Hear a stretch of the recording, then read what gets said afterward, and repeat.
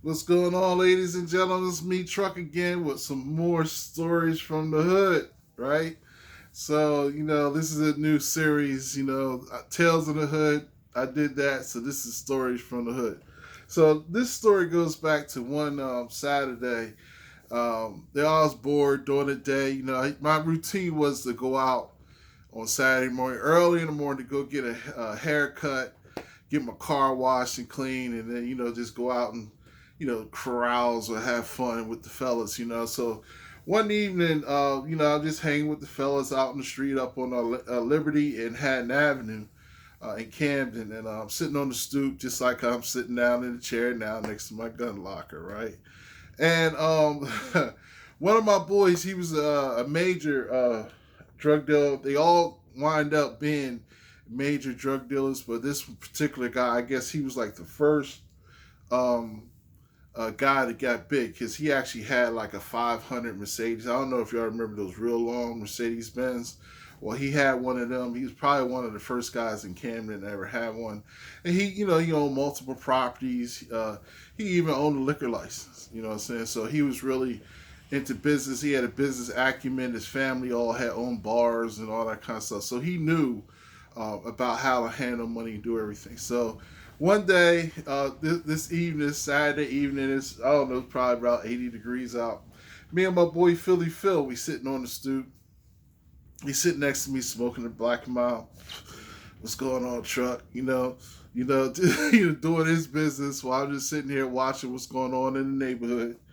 And basically, what happened was, man, uh, the day the Chinese mafia showed up. Let me tell you something. Now, if you know, back in those days, man, drugs was there's a lot of money in it. So basically, my friends they had dealers with everybody: Chinese mafia, Italian mafia, everybody. So once in a while, they would come around. In this particular instance, it was the Chinese mafia. They came around and they were mad at, I'm gonna call him Money. His name was Money, and that was his real name, but his name for this purpose is Money, right? So Money was out there one day, he had his Benz parked, and he wasn't out there selling drugs because he never bought no drugs out in no corner. He was on a different level. So, but he was out there hanging out with us. We had, I went to high school. I graduated high school with him and everything. So he played football with him. So, basically, we're sitting out there on the step. He's running around talking smack to everybody, having fun and everything. So me and Philly Phil sitting on the side, Philly Phil smoking his Black and Mild. I'm sitting there, and all of a sudden this Maximo pulls up, man, full of Chinese dudes. I don't know if y'all remember, but Maxima back in the 90s was the hotness, especially when they first came out. So they pulled up in a brand new Maxima, you know what I'm saying? And they get out the car, and we're like, what's going on? I'm looking at my boy Phil like, yo, he looks at me, he's like, I see him. You know what I'm saying? And it's like 10 of us all out there, but we're not all bunched together, but they can't see that we're all out there. Somebody was probably in the house looking out the window too. It's a whole lot of us out there. So they start calling, money, calling his name and everything. So Money's like, what you want? What you want? you know, so so he's like, man, you sold me some BS or something like that. So I don't know what that you talking about. He just start walking. So he just walking around, and little Chinese dudes following him and everything. So me and Philly Phil, we sitting there like laughing, like saying like, oh, here we go, right? And basically, the guys that was in the car in the parking lot, Donkey Steaks over there on Liberty in Haddon, they were parking out, and then the one dude, man, he was big, he was real muscular, looked like Bolo Chung from the Kung Fu Five Deadly Venoms, right? And this dude, man, he's all buff, but he was still a little dude, but he was all buff, and he started doing all these kung fu katas, like ha ha ha. I love me and my boy Phil was like, yo, you see this cat? You know what I'm saying? But then he started like jumping up in the air, doing like these kung fu kicks. I mean, this dude was leaping far. He's like, oh. So we're like, it's impressive, right? So, I turned to my boy Phil. I said, yo, Phil, Philly, Philly, I bet you I can catch him in the air before he hits the ground. You know what I'm saying? Before Christ days, don't judge me. But yeah, I was betting him if I could actually shoot him in the air before he hit the ground. And my boy Philly Philly just laid over, he just started laughing real hard, you know what I'm saying? And then the guys, they saw us laughing at him, and then they got highly upset, man. They got worse. It's like, oh. But then, well, this one Chinese dude is chasing my boy Phil, not Money around.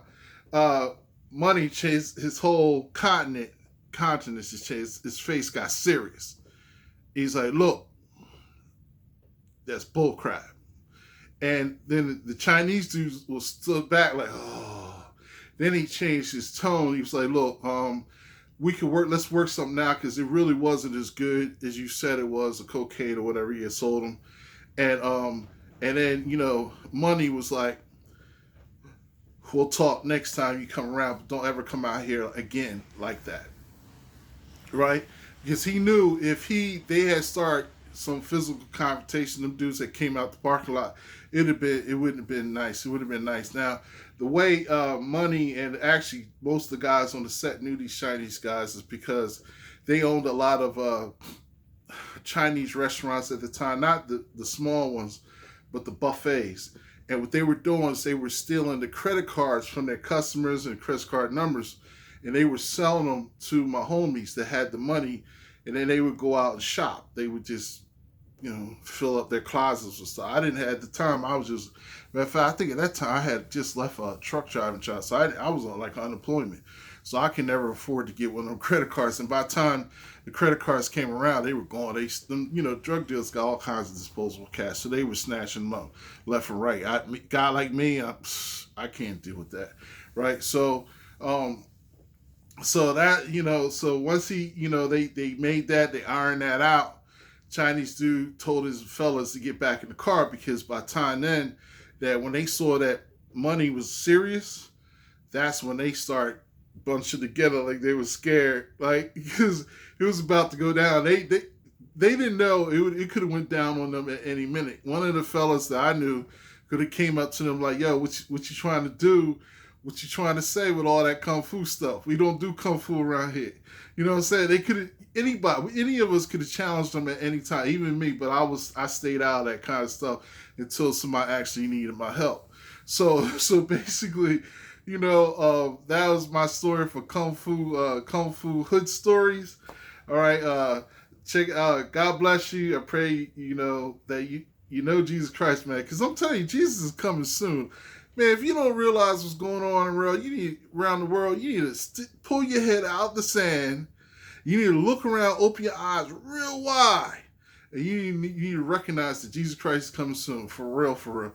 This country, this world, it's not just America, man. This world is twisted. It's been more twisted than I've ever seen in my 52 years on earth. It is more twisted.